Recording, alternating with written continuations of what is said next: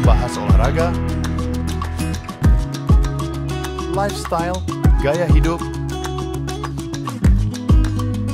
wisata,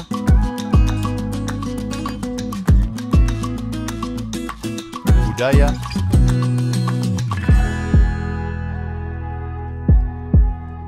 politik dan hukum akan dibahas seru bersama host kece dari Odeng dan co-host tercantik Rida dalam program Pagi Seru Sultan TV.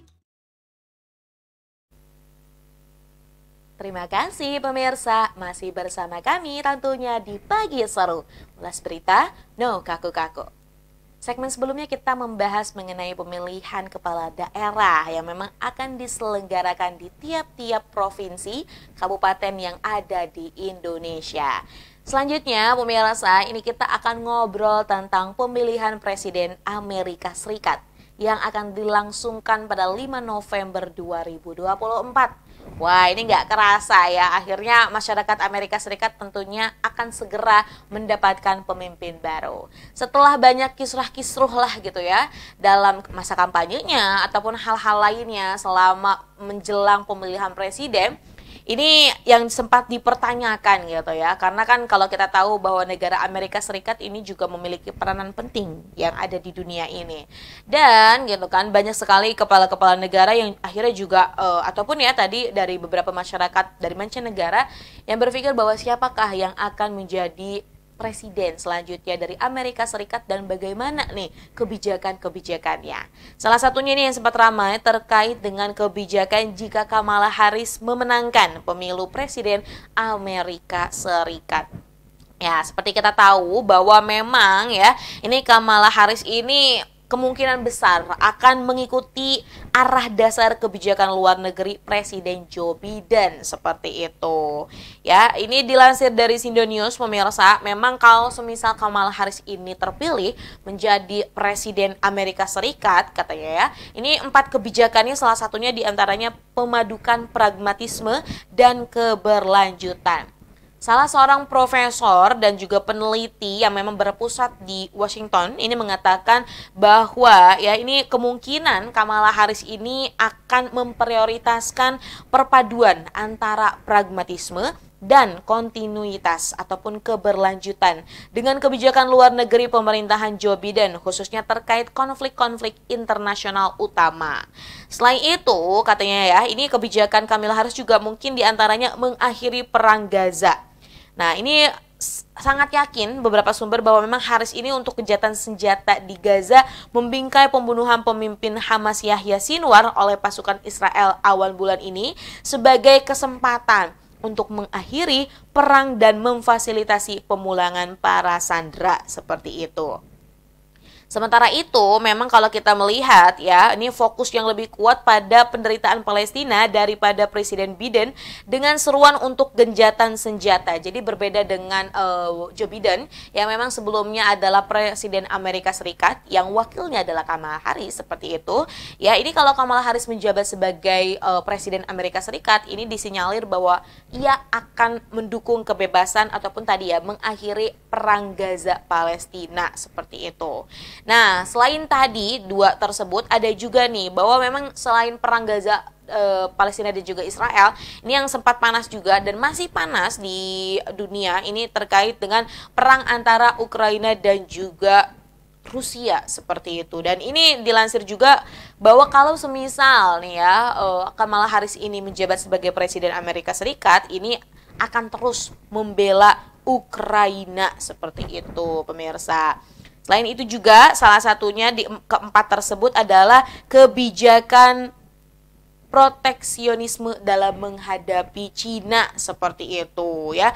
Ini apalagi berbicara tentang Cina dan juga Amerika ya, tentu ini kan dua negara yang punya kekuatan yang sama-sama besar seperti itu. Jadi ada banyak persaingan di dalamnya yang tentunya ini juga menjadi hal yang perlu diantisipasi ataupun hal yang perlu dipikirkan oleh kepala negara dari Amerika Serikat seperti itu.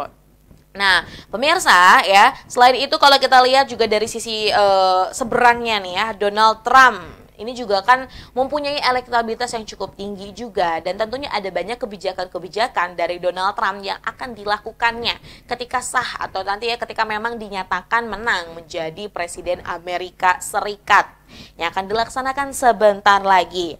Tapi ini dari beberapa lembaga survei ini terlihat gitu ya pemirsa, ada persaingan yang cukup ketat di antara keduanya. Bahkan ini berdasarkan hasil survei capres yang diusung Partai Demokrat, Kamala Harris ini unggul dari capres yang diusung Partai Republik Donald Trump di negara bagian Iowa. Namun tim ses Donald Trump ini menyampaikan data hasil survei yang berbeda seperti itu. Nah, ini juga kalau kita lihat ada banyak sekali survei-survei, lembaga survei yang tentunya ini mulai ibaratnya bersaing gitu kan, melihat dan juga menyampaikan siapa saja gitu kan ya, yang siapa saja pihak yang memang memiliki suara terbesar seperti itu. Dan ini kalau kita lihat juga pemirsa, salah satunya dari hasil survei di salah satu lembaga Emerson College ini menunjukkan bahwa Trump unggul jauh di atas Harris di kalangan pria dan independen. Sementara Harris ini tampil baik di kalangan pemilih yang berusia di bawah 30 tahun. Jadi sebenarnya kalau kita lihat dari pemilihan presiden Amerika Serikat ini cukup unik pemirsa. Karena Donald Trump yang juga merupakan mantan presiden Amerika sebelumnya ini juga punya kekuatan yang cukup besar. Terlebih juga dari Kamala Harris yang itu ibaratnya membawa angin segar. Dan ini dari beberapa lembaga survei ada yang menyatakan bahwa banyak sekali wanita-wanita gitu yang akhirnya memang memilih Kamala Harris dibanding Donald Trump seperti itu. Terlepas dari itu kita akan melihat siapakah yang akan benar-benar menjadi presiden Amerika Serikat. Tentunya ya pemirsa, kita juga berharap bahwa ini akan semakin baik lagi gitu kan ya, dan apalagi ini berkenaan dengan Republik Indonesia. Tentunya ada banyak sekali kerjasama yang dilakukan dengan Indonesia, dan kita berharap bahwa siapapun nanti pemimpinnya ini juga akan memberikan dampak yang baik khususnya bagi Indonesia dan juga umumnya bagi semua negara yang ada di dunia. Nah, selanjutnya pemirsa, dari berita pemilihan presiden Amerika Serikat, ada berita duka dari tanah air.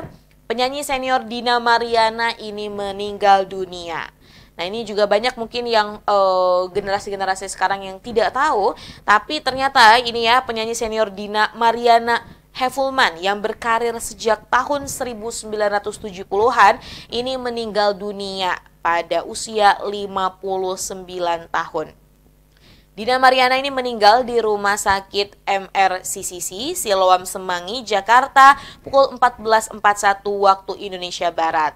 Nah, ini belum diketahui memang penyakit dari sang artis ini ya, penyanyi senior ini. Namun pada Oktober ini aktris Dewi Irawan ini membagikan kabar bahwa Dina Mariana dirawat di rumah sakit seperti itu.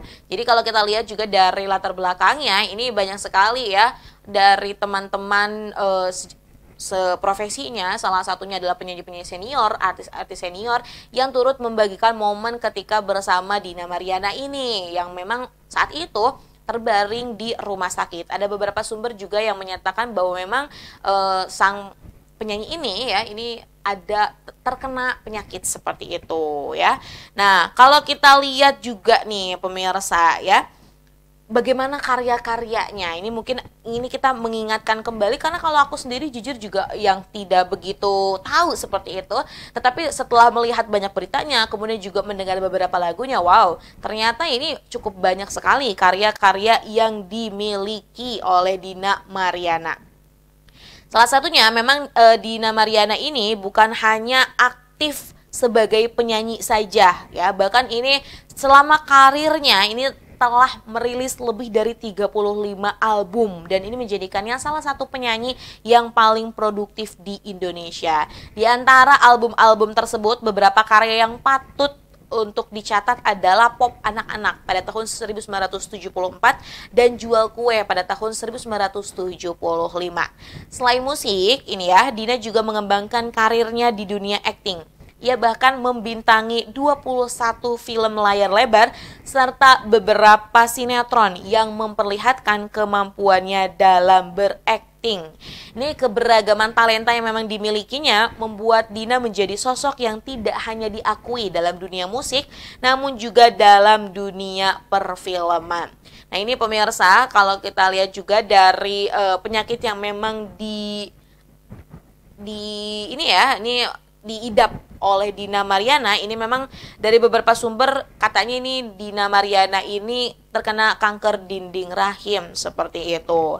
Dan memang ya ini dikutip dari Johns Hopkins Medicine, kanker rahim ini dimulai tumbuh dengan sel-sel di dalam rahim dan juga akhirnya memang perlu ya pengobatan secara intensif. Kita berdoa semoga memang almarhumah diberikan tempat yang terbaik di sisi Tuhan Yang Maha Esa.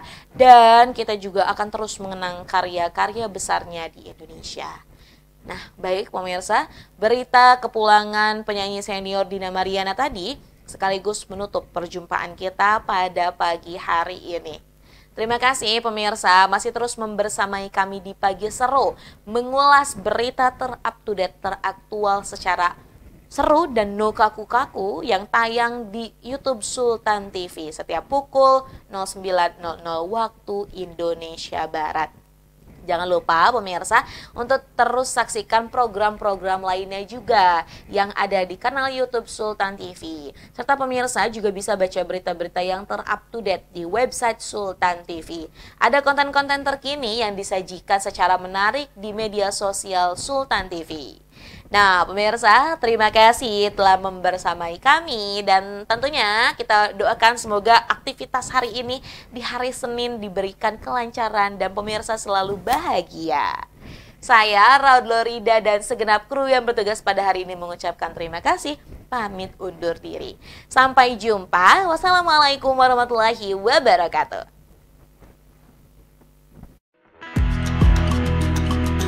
Membahas olahraga, lifestyle, gaya hidup, wisata,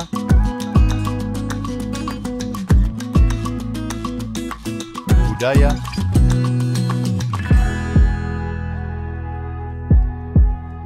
politik dan hukum akan dibahas seru bersama host kece dari Odeng dan co-host tercantik Rida dalam program Pagi Seru Sultan TV.